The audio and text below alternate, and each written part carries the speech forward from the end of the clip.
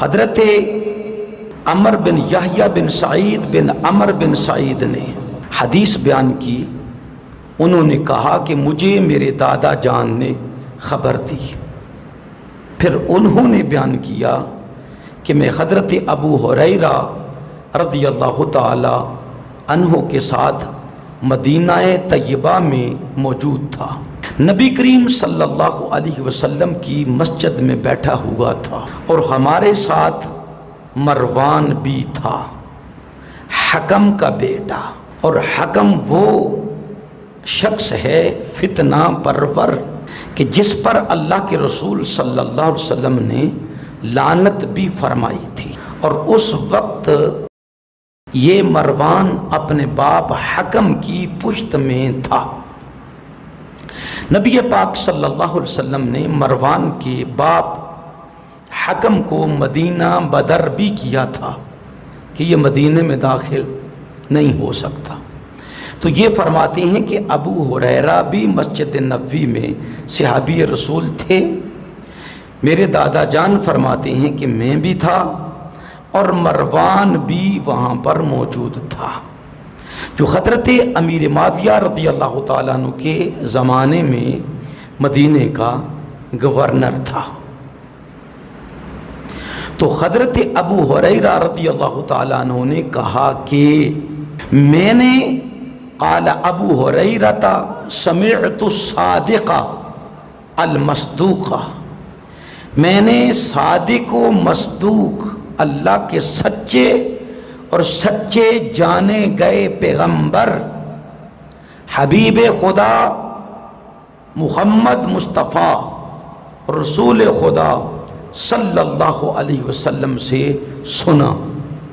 یقول، سرکار نے ارشاد فرمایا، ہلاکت امتی علی یدی غلمت من قریش، فرمایا میری امت کی ہلاکت قریش کے چند لونڈوں، چند بچوں، کم عمر لڑکوں کے ہاتھوں ہوگی. قال مروان، مروان بول کر کہنے لگا، حالانکہ یہ سمجھ چکا تھا کہ اس سے مراد ہم لوگ ہی ہیں. اس نے کہا لعنت اللہ علیہم، ان لڑکوں پر نو عمر قریش قبیلے کے اوباشوں پر اللہ کی لعنت ہو. غلمتاً، وہ بچے ہیں. فقال ابو ہریرہ، سرکار ابو ہریرہ نے فرمایا، لو شئتو، اگر میں چاہوں، ان اقول بنی فلان و بنی فلان، تو میں یہ بھی بتا سکتا ہوں وہ بنی فلاں ہے، بنی فلاں ہے، اس کے باپ کا یہ نام ہے اور بیٹے کا یہ نام ہے، باپ کا یہ نام ہے، بیٹے کا یہ نام ہے، باپ کا یہ نام ہے، بیٹے کا یہ نام. لفعلت، میں ایسا کروں.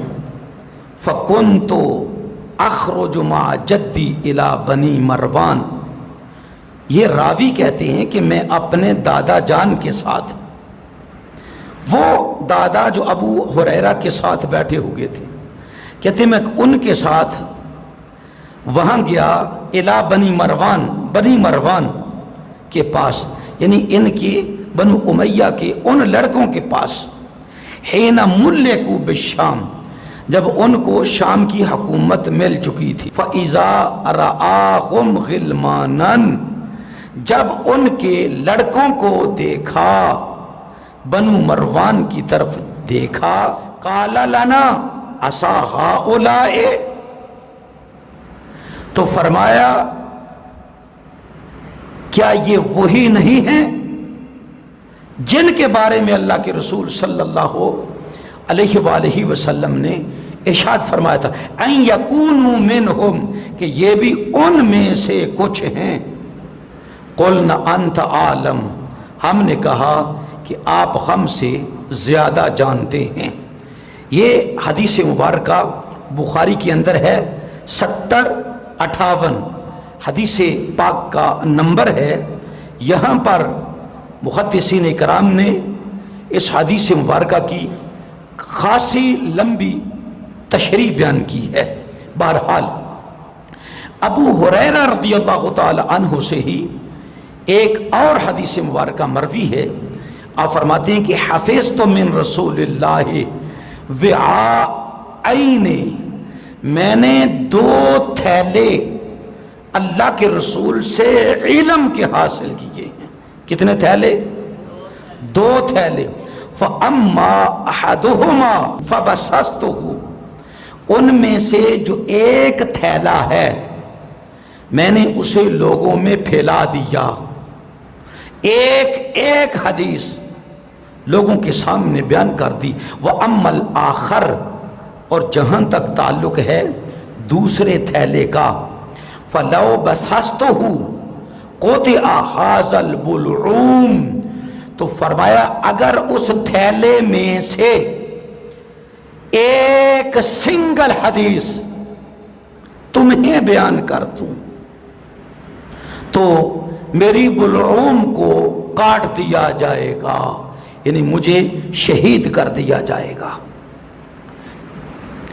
امام بخاری رحمۃ اللہ علیہ فرماتے ہیں وقال البلعوم مجرى الطعام، اس حدیث میں جو بلعوم کا لفظ ہے امام بخاری رحمۃ اللہ علیہ فرماتے ہیں کہ اس سے مراد مجرى الطعام ہے، جہاں سے کھانا نیچے اترتا ہے اس کو کاٹ دیا جائے اگر ابو ہریرہ ایک حدیث بھی بیان کریں تھے تو۔ والآخر، اور دوسری چیز جو بیان کی ہے کقولہ یکون فساد ھذا الدین علی یدی غیلمۃ سفہاء من قریش، وہ الصادق المصدوق جناب محمد الرسول اللہ صلی اللہ علیہ وآلہ وسلم کا وہ ارشاد پاک ہے کہ رسول اللہ نے فرمایا اس دین کی بربادی قریش کے کم عمر لڑکوں کے ہاتھوں ہوگی، اس دین کی بربادی۔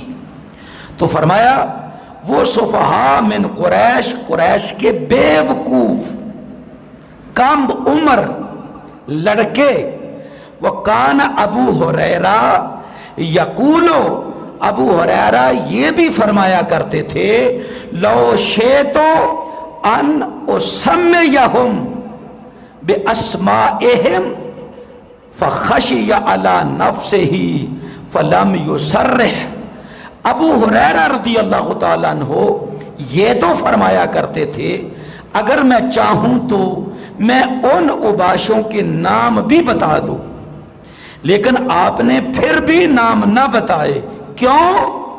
اس لیے کہ آپ کو ڈر تھا کہ یہ بنو امیہ والے میری گردن کو اتار دیں گے، میری گردن کو، کیوں؟ ان کے ہاتھ میں حکومت ہے، ان کے ہاتھ میں زور ہے۔ حضرت ابن حجر عسقلانی جو شارح بخاری ہیں فرماتے ہیں کہ یہ کنایتاً بیان فرمایا ہے ابو ہریرہ نے، صراحتاً بیان نہیں فرمایا، کیوں؟ آپ جانتے تھے کہ حکومت ان کے ہاتھ میں ہے اور طاقت ان کے ہاتھ میں ہے۔ وَقَدْ كَانَ ابو ہریرہ یُکَنِّ عَنْ بَعْدِهِ وَلَا يُصَرِّحُ بِهِ خَوْفًا عَلَى نَفْسِهِ مِنْهُمْ، کہ ابو ہریرہ رضی اللہ تعالیٰ نے ان کے نام اس لیے نہیں بتائے کہ آپ کو اپنی جان پر ان کے بارے میں ان کی طرف سے خوف تھا۔ کقولہ، جیسے کہ ابو ہریرہ رضی اللہ تعالیٰ عنہ دعا مانگا کرتے تھے اعوذ باللہ من راس الستین و امارت الصبیان، حضرت ابو ہریرہ دعا کرتے اے اللہ میں تجھ سے پناہ مانگتا ہوں کس کی؟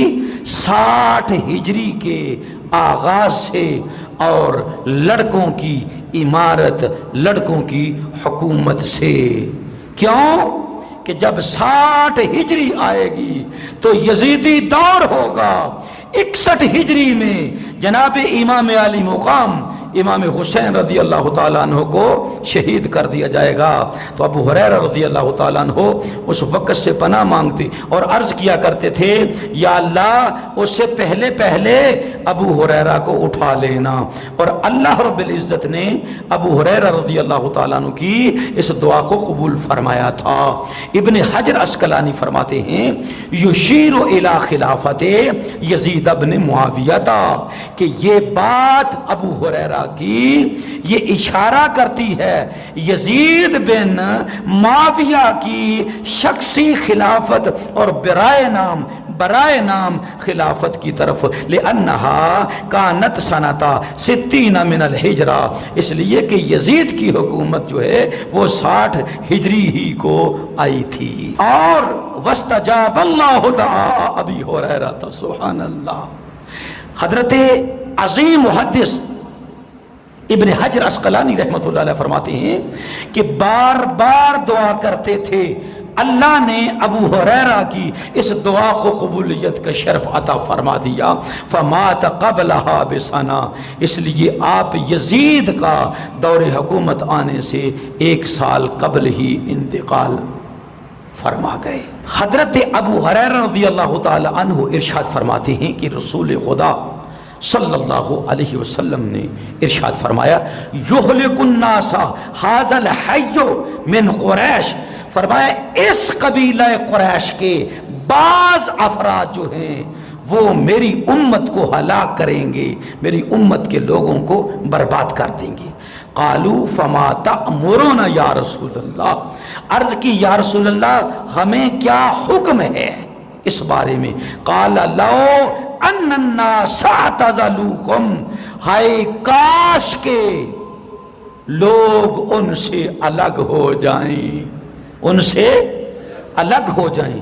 اس میں اشارہ مل رہا ہے نبی پاک علیہ السلام کی حدیث مبارکہ سے کہ جب دین کو برباد کیا جا رہا ہو، جب امت محمدیہ پر حکمران ظلم و ستم کر رہے ہوں، جب اسلامی اقدار کو پامال کیا جا رہا ہو، جب اسلامی حدود کو مٹانے کی کوشش کی جا رہی ہو، جب نبی پاک علیہ السلام کی مبارک سنتوں پر یلغار کی جا رہی ہو، تو اس پر لوگوں پر اس وقت لازم آتا ہے کہ اٹھ کھڑے ہوں ایسے حکمرانوں کے خلاف۔ اگر عوام اٹھ کھڑی ہو تو ظالم لازماً اپنے ظلم سے باز آ جائے گا۔ اس کی زندہ اور جاگتی تصویر اور مثال جو ہے الحمدللہ یہ طالبان کی حکومت کا پھر آ جانا ہے، اس لیے کہ انہوں نے کبھی بھی ظالم کی حکومت کے آگے گھٹنے نہ ٹیکے، اپنی گردن کو نہ جھکایا۔ سپر پاور ہونے کے باوجود بھی طاقتیں ہار گئیں۔ طالبان نے ثابت کر دیا کہ اللہ کا ارشاد سچا ہے کہ تم ہی غالب رہو گے، شرط ہے کہ تم اہل ایمان ہو، تم اہل ایمان ہو۔ اگر تم مومن ہو انتم الاعلون ان کنتم مومنین، یہ خدا کا حکم ہے۔ اگر تم مومن ہو تو پھر تم ہی غالب آؤ گے۔